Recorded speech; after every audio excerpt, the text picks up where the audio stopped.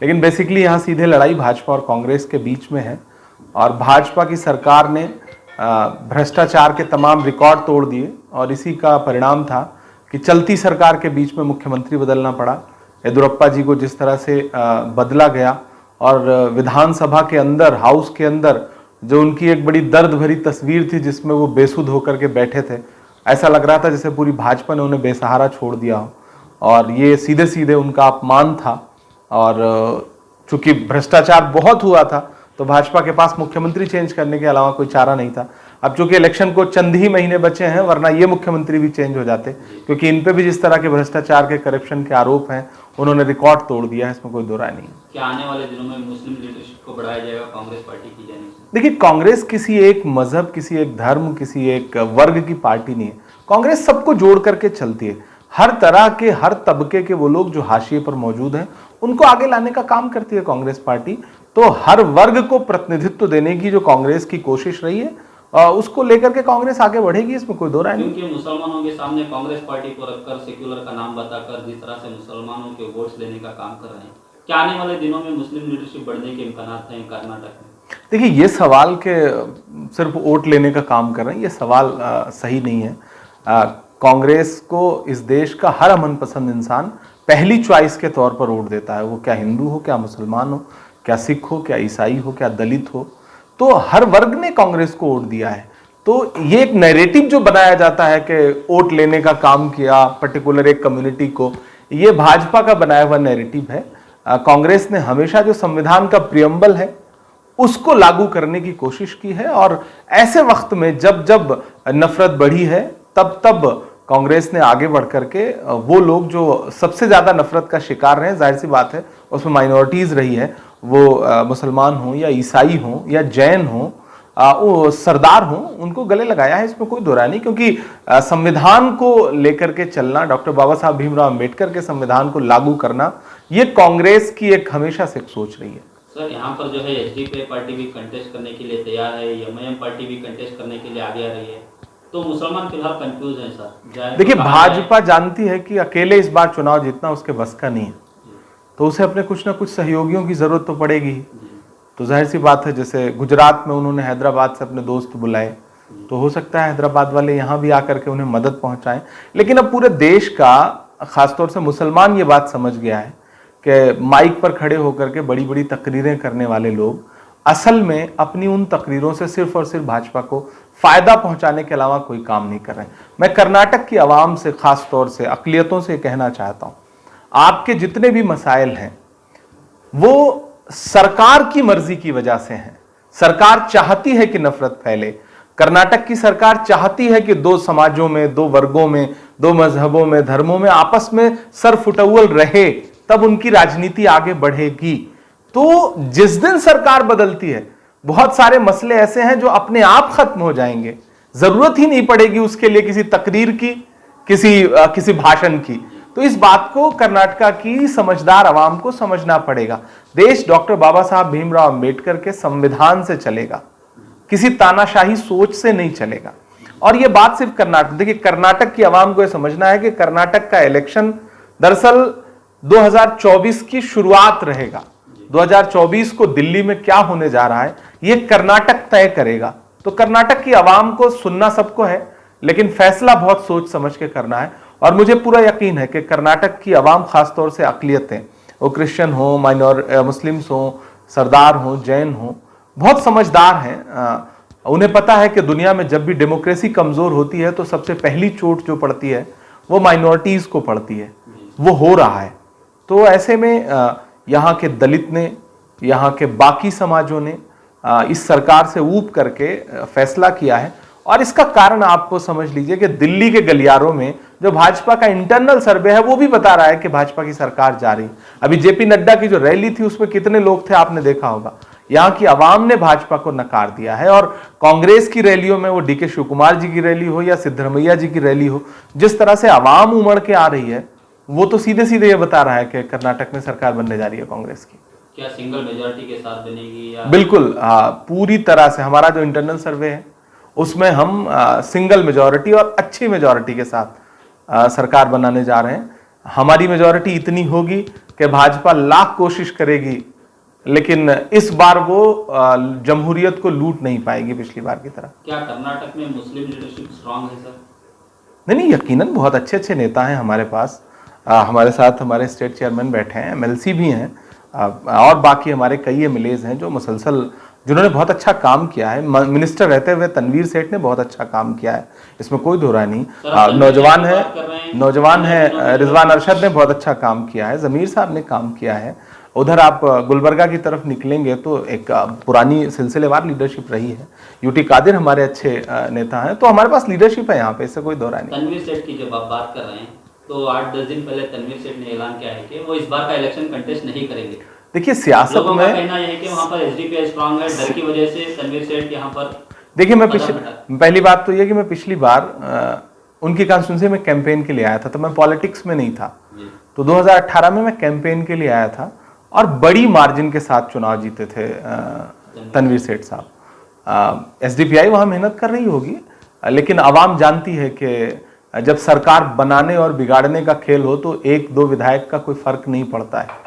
ये जो बड़ी बड़ी तकरीरें करने वाले लोग बिहार में गए थे, उनके 5 एमएलए जीते तो 4 आज आरजेडी के साथ सरकार में बैठे हुए। तो ये आवाम समझती है कि एक दो विधायक अगर सरकार ना हो तो मैंने पिछली बार भी मैसूर में खड़े होकर बात कही थी, अगर हुकूमत ना हो तो आपका विधायक थाने से मोटरसाइकिल नहीं छुड़वा सकता, तकरीरें कितनी भी बड़ी कर ले। आप जमीर अहमद खान की बात कर रहे हैं, लोग जो है उनसे कुछ नाराज भी नजर आ रहे हैं कि उन्होंने एक आपकी पार्टी के एमएलए जो हैं, जो उनके भांजे ने गुस्ताखे रसूल की थी, उनके बारे में उन्होंने कुछ पॉजिटिव पॉइंट्स बताए थे, जिसकी वजह से अवाम यहाँ पर कुछ नाराज है सर। देखिए इलेक्शन से पहले तमाम नए मुद्दे निकल के आते हैं, छोटी छोटी नाराजगी लोग जाहिर करते हैं और बाद में वो दूर हो जाती है। बहुत छोटी बात है, मुझे नहीं लगता कि इस पर कोई कमेंट करना चाहिए, एक नॉर्मल बात है ये। जी, कांग्रेस के एक बड़े चेहरे सीएम इब्राहिम आज जेडीएस के पार्टी प्रेसिडेंट है, वो भी मुहिम चला रहे हैं कि मुसलमानों को जो है जेडीएस का भरपूर साथ देना है। देखिए कोई चेहरा बड़ा नहीं होता, बड़ी होती है पार्टी। जब आप पार्टी में होते हैं तो आप बड़े होते हैं, लेकिन जब आप पार्टी से चले जाते हैं तो जो कांग्रेस के बड़े चेहरे थे वो पार्टी से निकलने के बाद कितने बड़े चेहरे रह गए हैं, ये फैसला यहाँ की आवाम कर देगी आने वाले इलेक्शन में। वो लगातार ये कह रहे हैं कि जो रीजनल पार्टी, स्टेट पार्टी, उनको मजबूत करें, ना कि दिल्ली में बैठे लोगों की पार्टी को मजबूत करें। देखिए कर्नाटक की आवाम बहुत पढ़ी लिखी है। मैं एक बात कहना चाहता हूँ कि इस वक्त जो लड़ाई है वो रीजनल पार्टियां अपना वजूद बचाने की लड़ाई लड़ रही हैं। अपना वजूद, अपने घर के एमएलए एमपी बच जाएं। लेकिन कांग्रेस किस लिए लड़ रही है? कांग्रेस इस देश में कॉन्स्टिट्यूशन बचाने के लिए लड़ रही है, जमहूरियत बचाने के लिए लड़ रही है। वो जमहूरियत, वो कॉन्स्टिट्यूशन जो आपको हक देता है कि आप वोट दे सकते हैं, आप मुल्क में बराबर के शहरी हैं, ये दावा कर सकते हैं। आप मुझे मैं ये कर्नाटक की आवाम से भी ये कहना चाहता हूं कि इस बात पे गौर करिए कि कोई भी रीजनल पार्टी क्या जमहूरियत बचाने की लड़ाई लड़ रही है? नहीं लड़ रही है। आपके जिंदगी से जुड़े हुए जो रोजमर्रा के मुद्दे हैं, उन मुद्दों पर आप रीजनल पार्टियों को कभी सड़क पर उतरते हुए देखते हैं? महंगाई के खिलाफ कभी कोई रीजनल पार्टी प्रोटेस्ट करती है? जब आवाज दबाई जा रही हो पूरे मुल्क में तो 3500 किलोमीटर पैदल चलने की हिम्मत कौन दिखा पाता है? कोई रीजनल पार्टी दिखा पाती है स्टेट में निकलने की हिम्मत? उन्होंने तो लगभग सरेंडर किया हुआ है। ऐसे में आवाम को समझना पड़ेगा कि लड़ाई बड़ी है, छोटी नहीं है। मैंने कहा ना, कर्नाटक दिल्ली का फैसला करेगा आने वाले दिनों में। तो आवाम को समझना है कि ये इलेक्शन महज असेंबली का इलेक्शन नहीं है, ये इलेक्शन जमहूरियत बचाने का इलेक्शन है, क्योंकि ये आखिरी मौका है। जमहूरियत आप बचा पाएंगे तो बचा पाएंगे, वरना दिल्ली में बैठे हुए हुक्मरानों के इरादे अच्छे नहीं। वहां का डर दिखाकर, दिल्ली का डर दिखाकर यहाँ पर लोगों को वोट हासिल करने की कोशिश नहीं, मैं दिल्ली का डर नहीं दिखा रहा हूं, मैं जमहूरियत नहीं बचेगा इसका डर दिखा रहा हूं। और ये सच बात है, जमहूरियत बचने जैसा कुछ दिख रहा है क्या आपको? कॉन्स्टिट्यूशन को रोज पामाल किया जा रहा है। अब फैसला अदालतें नहीं कर रही हैं, हुक्मरानों के इशारे से फैसले हो रहे हैं। अदालतों का काम ही नहीं दिख रहा है। एक बुलडोजर है जो लोगों का घर जब चाहेगा गिरा देगा। ऐसे ऐसे लोग हैं जो अदालतों को मानने को तैयार नहीं है। तो मैं डर नहीं दिखा रहा हूं, मैं मेंबर ऑफ पार्लियामेंट हूं।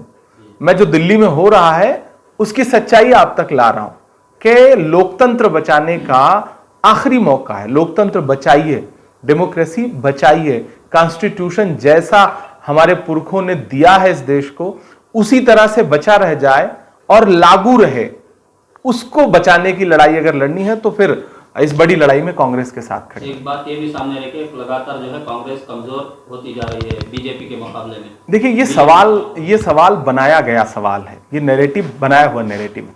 कर्नाटक भारतीय जनता पार्टी ने लूट करके सरकार बनाई, मध्य प्रदेश भारतीय जनता पार्टी ने लूट के सरकार बनाई, महाराष्ट्र लूट करके सरकार बनाई, राजस्थान में कांग्रेस की सरकार, छत्तीसगढ़ में कांग्रेस की सरकार, आप झारखंड चले जाइए वहां पे गठबंधन में हमारी सरकार। पंजाब हाथ से निकल गया, पंजाब हाथ से निकल गया लेकिन बीजेपी के पास नहीं गया। तेलंगाना में बीजेपी की सरकार नहीं, आंध्र प्रदेश में बीजेपी की सरकार नहीं, तमिलनाडु में बीजेपी की सरकार नहीं, केरला में बीजेपी की सरकार नहीं। बीजेपी का जो हवा खड़ा किया गया कि बीजेपी बहुत बड़ी है, बहुत ताकतवर है, ऐसा भी नहीं है। यही बीजेपी कभी 2 सीट पर थी और इसी तरह से तानाशाही करती रही बीजेपी, तो पलट के फिर वहीं जाएगी। इस देश का जो मिजाज है वो अल्टीमेट जमहूरियत और लोकतंत्र को आगे लेकर के बढ़ने वाला है। कहां पर गलती हुई सर? आप बता रहे थे बीजेपी 2 सीट पर रही, फिलहाल एक अच्छी पोजीशन में है, कहां पर गलती हुई, कहां पर कमजोरी? नहीं, जिंदगी में आप कामयाब हैं या कभी आपको लगता है कि आप थोड़े से नाकामयाब हैं, तो आप अपनी गलतियां, कहां पर गलती हुई, नहीं, बहुत सारी चीजें वक्त के साथ चलती हैं। वक्त ने मजबूत किया भारतीय जनता पार्टी की राजनीति को, नफरत की राजनीति को उन्होंने मजबूत किया। पूरी दुनिया में एक साइकिल चलता है, ऐसा होता है कि एक उस सोच के, एक्सट्रीम सोच की राजनीति को ताकत मिलती है लेकिन वो धीरे धीरे कमजोर भी पड़ती है। मोहब्बत की राजनीति करने के नुकसानात भी बहुत सारे होते हैं, नुकसान बहुत है, लेकिन कांग्रेस ने हमेशा जोड़ के आगे बढ़ने की राजनीति की है। छोटे छोटे नुकसान भले हो जाएं, लेकिन राहुल गांधी, प्रियंका गांधी, मल्लिकार्जुन खड़गे जी हमारे अध्यक्ष और सोनिया जी कभी मूल्यों से समझौता नहीं करेंगे। माइनॉरिटीज जो है कांग्रेस से उम्मीद लगाए बैठी है कि आने वाले दिनों में अगर कांग्रेस की सरकार बनती है कर्नाटक में, तो कांग्रेस पार्टी माइनॉरिटीज के लिए क्या करेगी? देखिए, घर सजाने का तस्वुर तो बहुत बात का है, पहले ये तय हो कि इस घर को बचाएं कैसे। आज मसला हमेशा से अलग है और मैं पीछे जाऊंगा तो कांग्रेस पार्टी ने बहुत किया है अक़लियतों के लिए। पिछली कांग्रेस की सरकार, जब सिद्धरमैया जी ने जो बजट दिया है, उतना बजट आज तक किसी सरकार ने नहीं दिया। मौजूदा सरकार ने तो उस सारे बजट को कट करने का काम किया। एक अच्छा माहौल दिया कांग्रेस ने हमेशा अक़लियतों को कि आपके बच्चे पढ़ सकें, आप कारोबार कर सकें। आज तो सिचुएशन यह है कि जगह जगह नफरत वाली एक भीड़ घूम रही है, जो जिस member of parliament, Bharatiya Janata party का मेंबर ऑफ पार्लियामेंट दिल्ली में खड़ा होकर कहता है कि अक़लियतों से खरीदारी बंद करो, सामान, उनके दुकानों का बहिष्कार करो। ये जो सोच है वो कितनी खराब है, वो सीधे सीधे इस देश के कानून को चुनौती देने वाला बयान है, लेकिन फिर भी कोई कार्रवाई नहीं है। तो कम से कम कांग्रेस ने हमेशा इस देश में सबको मोहब्बत का एक माहौल दिया, सब पढ़ सकते थे, कारोबार कर सकते थे। यूपीएससी के लिए फ्री रेजिडेंशियल कोचिंग दिया, जो आज आपको अक़लियतों के बहुत सारे बच्चे ब्यूरोक्रेट बनते हुए दिखते हैं, यूपीएससी क्वालिफाई करते हुए दिखते हैं, उसमें बड़ा रोल है उस चीज का। लेकिन कांग्रेस की मुश्किलें रही कि कांग्रेस ने उसको बहुत गिनाया नहीं, प्रचार नहीं किया, प्रचार में पीछे रहे। हम इस बात को तस्लीम करते हैं। तो क्या पैगाम है कर्नाटक की आवाम के लिए? समझदारी से वोट करिए, सरकार बदलिए। आप यहां सरकार बदलेंगे तो शायद फिर दिल्ली में भी सरकार बदल जाए। सर, जब भी कांग्रेस अच्छा काम किया है, आप कह रहे हैं, जैसे कि रियासत कर्नाटका में जब भी हिजाब का मामला हो, अजान का मामला हो या हलाल या झटका का मामला हो, तो कांग्रेस ने चुप्पी जाहिर की है, कांग्रेस के लीडरों ने चुप जाहिर की है। तो इसके लिए आप क्या कहेंगे? नहीं, आप ये नहीं कह सकते कि हमारे तमाम नेताओं ने इस तरह के मुद्दों पर चुप्पी जाहिर की है। हम सब लगातार बोल रहे थे इस तरह के मुद्दे पर, और सिर्फ ये कर्नाटक का ही मसला नहीं है, इस तरह की बात हर स्टेट में लगभग खड़ी करने की कोशिश की गई। उसकी शक्ल भले ही दूसरी रही हो।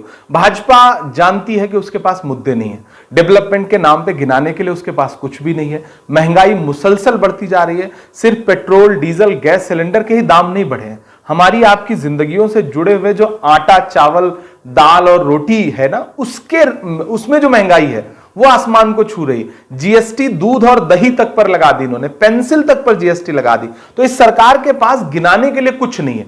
तो अवाम पलट के इनसे सवाल ना पूछे, तो जब अवाम सवाल पूछने जैसे माहौल में आती है कि महंगाई क्यों है, तो वो खड़ा कर देते हैं हुआ कि नहीं, आप जाओ 3 तलाक पे बात करो, आप बात करो हलाल मीट पे बात करो। हलाल मीट कौन खा रहा है, कौन नहीं खा रहा है, ये लोगों की अपनी जिंदगी का मसला है। कौन क्या पहनेगा, कौन क्या खाएगा, ये भाजपा कौन होती है तय करने वाली? तो ऐसे में लोग बोलते रहे। मैं फिर कर्नाटक की आवाम से कह रहा हूं कि इस तरह के मुद्दों पे आपको तकरीरें सुननी है या इन मसलों के हल चाहिए? हल चाहिए तो सरकार बदलिए।